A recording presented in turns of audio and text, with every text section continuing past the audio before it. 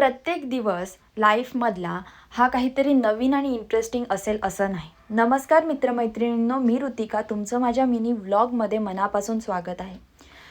नाश्त्यामध्ये चहा आणि बिस्किट असा सिंपल सोबत नाश्ता केला. जाम आणले होते श्रीवर्धनमधून, ते खाल्ले आणि जेवणामध्ये डाळ भात भाजी पापड लोणचं असं सिंपल जेवण होतं.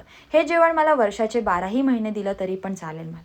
आणि one of my favourite show laughter chef, तो बघत मी जेवते. मला जाम आवडतो. इव्हन इफ मी जरी ऑफिसला असेल तरीसुद्धा मी लाफ्टर शेफ बघते, जर माझ्यासोबत कोण टिफिन खायला नसेल तर.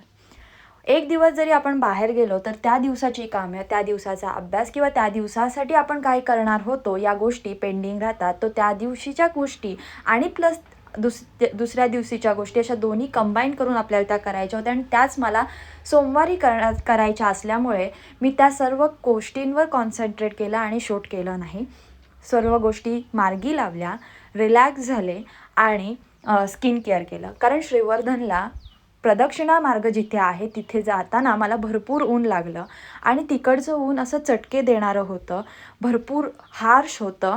त्यामुळे थोडंसं स्किन केअर चांगलंवालं करणं इम्पॉर्टंट होतं. सो ते केलं.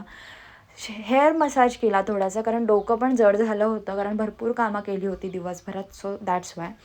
सो वेणी घातली मस्तपैकी आणि झोपायची तयारी केली आणि असा दिवस माझा एंड झाला.